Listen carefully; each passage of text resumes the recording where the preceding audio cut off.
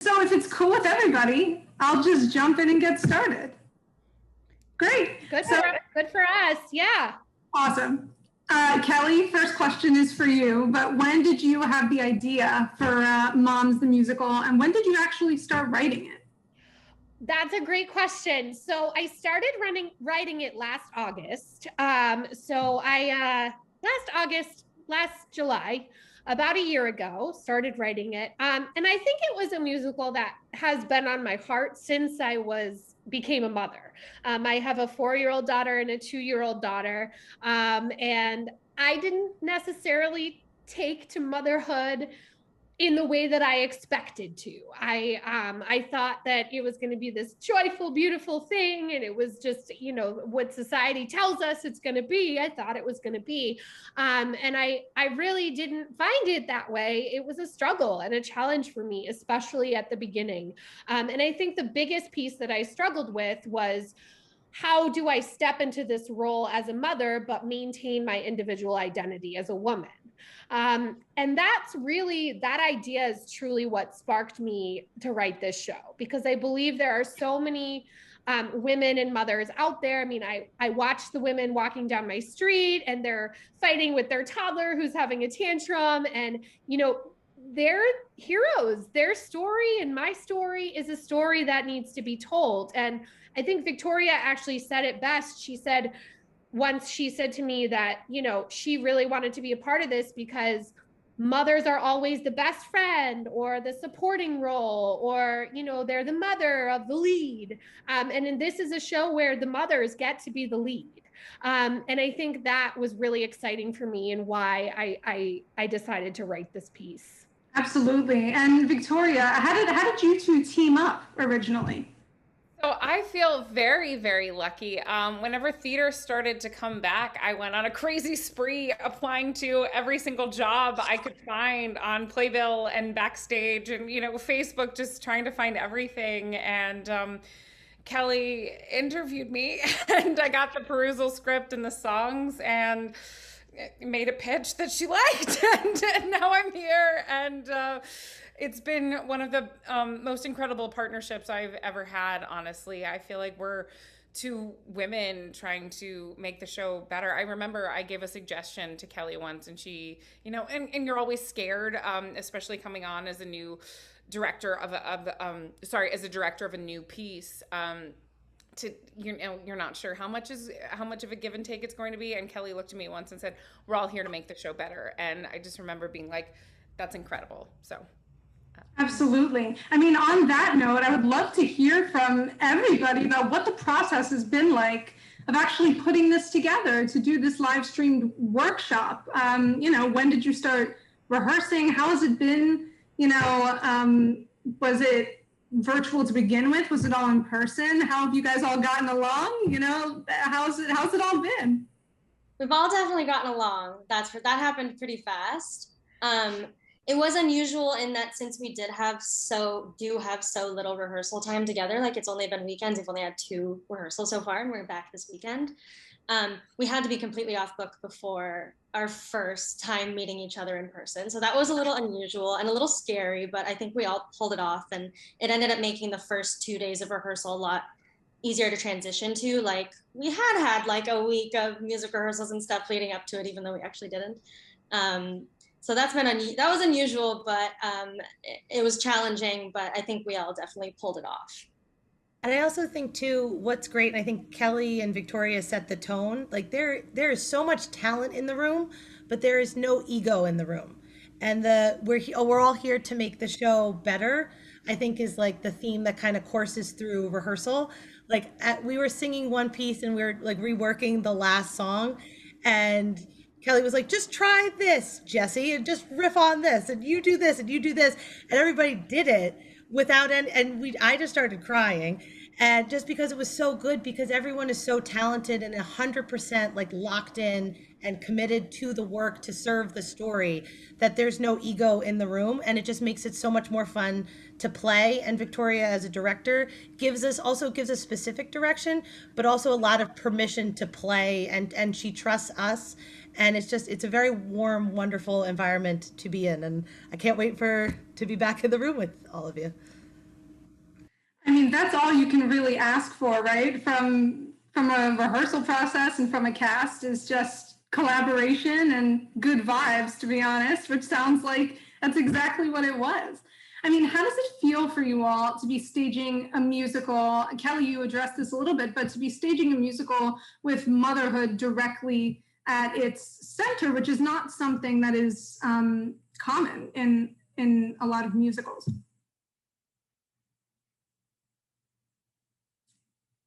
Anyone? Well, I think it's really exciting to be doing this, especially this year, because I'm not a mother yet, but watching my friends who are parents or family members who are parents and watching them have to navigate the idea of being a mother throughout the pandemic has been like awe-inspiring, because like parents in general have had to step up an incredible amount this year in particular. I mean, it's been hard since the beginning of time, right? But this year in particular has been a crazy new challenge. So I think tackling a show that gets to deal with all of these trials and tribulations of being a mother at this time has been really interesting. And like beyond that, it's about people's lives not turning out the way they think it is. And even for someone like me who's not a mother, that has been the last year. I mean, like going through the last year and seeing that, oh, this is what you expect that's going to happen. It's never going to be that. So I think it's been really exciting to be able to kind of tell the story of people who have been working so hard and who've been trying and have been, putting their full effort into being a mom, being a parent. So I think it's really exciting, especially right now. I think it's also really critical right now to represent this topic in the theater industry as well, because the theater industry is certainly seems like, and I hope it is, going through a renaissance where we're starting to amplify the underrepresented voices and women on the stage and, in the entertainment industry altogether have been underrepresented and undervalued in many ways. So I hope that this musical is one step forward into amplifying those voices that so desperately need to be heard in the musical theater community. Absolutely. I mean, on that note, how do you hope that the musical changes the conversation about motherhood, especially in the theater world, and not only on stage, but, in the creation of a musical or of any kind of theater as well? How would you hope that this might change the conversation or help move it forward? I'll jump in there if that's okay. Please jump in. I really hope that it shows, like, I think mothers are superheroes, and I think that it shows that the ability for women to balance things. Like one of my best friends is also a director, and people have, she's applied and once she's gotten a job, and then people saw her social media and that she had 2 children, and then they called her back and said, like, oh, we actually don't think you really have time for this. And then they reneged the offer and things like that. And just that people can balance the time for that. And so like there's that aspect of it, but then also normalizing like children in the workplace and children in the theater and just having that around. And so not only women, but women with children. And, Kelly and I were talking, I think in my very first interview, of like having a baby days where women are able to bring their children to the theater and nurse in the theater, and just having this conversation of like, yes, this is okay. And that we can have, kids might be screaming and crying, but that's part of life. And that's part of what is process. Like, we wouldn't have any of these adults creating theaters if they all weren't once babies, and that's part of it. And just really there are things that we don't talk about, and like across the board, and that theater starts those conversations. And I love that this is starting those conversations about motherhood. It looked like maybe Jessie, were you trying to flag? Yeah. I was just thinking, so yeah, I feel like growing up, similar to what Kelly was saying, there's like this idea, the ideal of like motherhood and what it's like to have a kid. And it was interesting during the past like 2-3 years, probably because I'm getting into the place where, I'm married, I'm thinking about having a kid. Like, I'm just thinking about what would my life look like if I could add a kid into this equation. And then my friends started trying to get pregnant. he had a really hard time getting pregnant. Like, we took advantage of the fact that like people could get pregnant. And like the fact that, oh, you might have to do another route to get pregnant. Like, what about artificial insemination? And then what about like adoption? And then like I saw my sister go through having a baby during the pandemic, and like seeing how horrible it was that her husband like couldn't come with her to all of her appointments. Like, he wasn't like available like to go into the delivery room with her, and all these like vulnerable moments that you don't really get to showcase, or that you just don't really talk about. Like Victoria was saying, like, you don't talk about how a lot of mothers have a lot of trouble breastfeeding, and like what that kind of feels like after you have a baby, and the feeling that you can't provide to your baby what you feel like you should. So like there's this kind of like filter that kind of gets screened away when you look at the musical, because it's really pointing out things. At first I was like, oh, that's uncomfortable. It kind of makes me like, but then I was like, wow, these are just normal everyday things that a lot of women go through on an everyday basis, and it's become kind of taboo to maybe talk about or to just bring it up. And it's so exciting to be involved in something that could be part of that changing process, where it is more normalized, and you recognize and see the struggle that it takes to really put on, like, a lot of people putting on that front of how amazing motherhood is, but not really showing, how difficult it is. And I think that's really exciting to be a part of that. And like, it's motherhood is not martyrdom. And I think how we were raised, it's like the best compliment that our mothers could have to them is like, oh, you're so selfless. And you're selfless, you're giving and you're giving, and your self becomes erased. I have a lot of my friends are new moms, and I was very impressed with one of my friends who I'm now this baby's godmother, which I'm very excited about. I'm not a mother, but now I'm a godmother. So I asked at the christening if I could wear a robe and a cape, and she said no. But maybe at the after party I will be dressed up as the fairy godmother.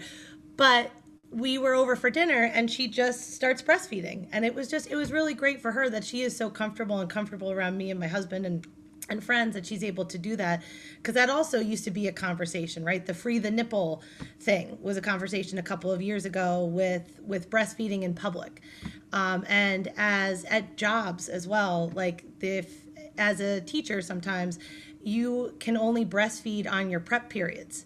And there's really no designated space in a school to breast pump or to pump or whatever. So even like maybe changing the conversation in Broadway houses and making things more equitable. What if there was like a nursing room in the hospital or in the theater? So that way, like, new moms who want to go see a show could be able to breast pump safely and still have a night out.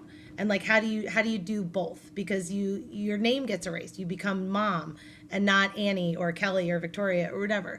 And how do you still maintain that balance? And the best way to learn anything is through a musical.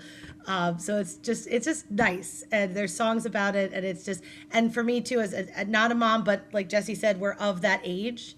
Right. And also there's that age thing too.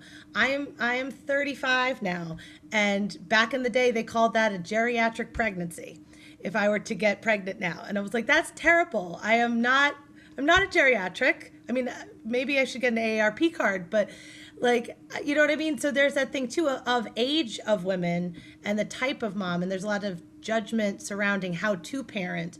And this kind of dispels all of that there's no, one of the lines in the show is, there's no perfect way to parent, and it's up to the individual mom to find that way and to find her voice.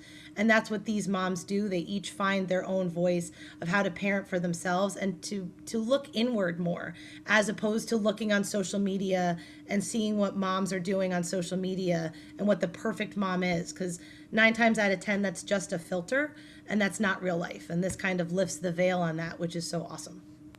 Absolutely. I think that, sorry, Kelly, I was just going to say, I think that sometimes it takes art to, show people that there could be a new way of doing things. Art matters. It's like sometimes the only way that people see themselves. And so I think this is wonderful. I think Lucy was trying to say something there, right?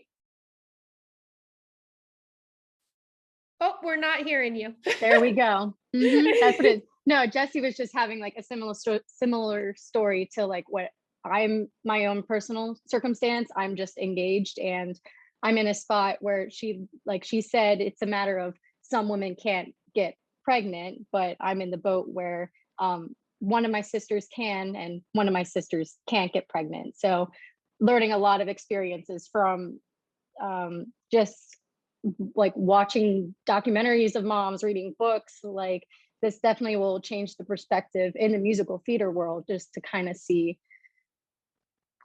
where the conversation should go. Just kind of like what Annie said about like putting like pumping rooms into theaters and whatnot. But yeah. I think that it's, the musical, we did our very best, to include all different kinds of moms. And we hope that every mom will see herself on the stage in some way. Obviously, we couldn't include every kind of mom and everything related to motherhood, but I think that what we did do was tell a story about two women who step into motherhood and how that affects them and how their relationships with the other women around them affect them. And I think that,